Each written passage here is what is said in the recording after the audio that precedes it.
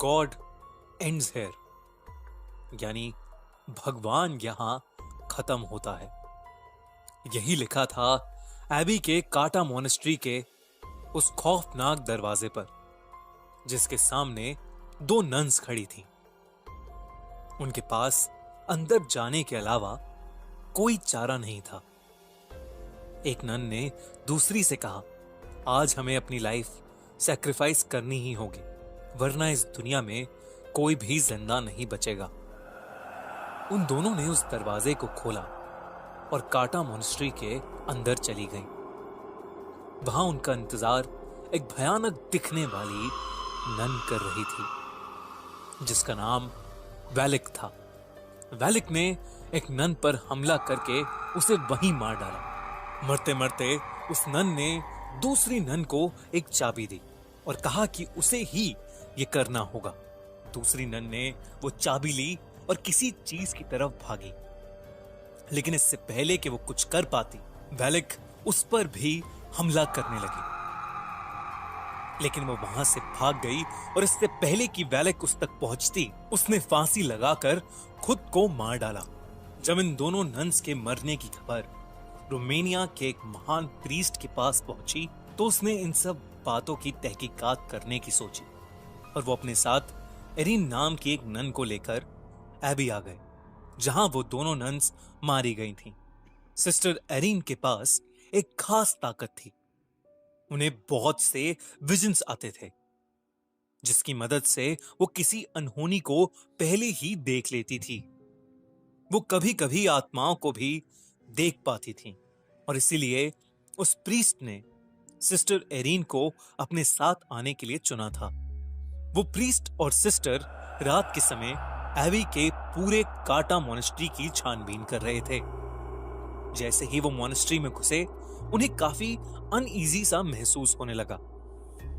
अचानक उस पुराने खंडर में उन्हें सफेद लिबास में कुछ मॉन्क्स की प्रोजेक्शंस इधर से उधर जाते हुए दिखी। वो थोड़ा आगे गए तो वहां ऑब्जेक्ट्स अपने आप इधर से उधर हो रहे थे। ये देख के उन दोनों को समझ आ गया कि जरूर इस जगह पर शैतानी साया है। तभी एक कोने में उस प्रीस्ट को वो नन दिखी जिसने फांसी लगाकर खुद को मार डाला। उसकी गर्दन टूटी हुई थी और उसका मुंह आधा सड़ चुका था।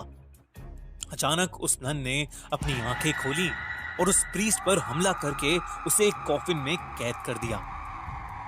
दूसरी तरफ सिस्टर एरिन एबी के काटा मोनेस्ट्री में रह रही एक नन से टकरा गई। उससे बात करने पर मालूम हुआ कि बहुत समय पहले वहां पर एक एग्जॉर्सिज्म किया गया था, जिसके दौरान हमारी दुनिया में एक पोर्टल खुल गया था। उसी पोर्टल की मदद से कुछ शैतानी आत्माएं हमारी दुनिया में आने लगी थीं। वैलिक नाम की एक शैतानी आत्मा भी उसी पोर्टल के जरिए इस दुनिया में आई थी। सिस्टर एरिन ने उस नन से पूछा कि किस तरह वैलिक को हरा सकते हैं। ऐसे में उस दूसरी नन ने कहा कि उसे सिर्फ जीसस क्राइस्ट के खून से मारा जा सकता है।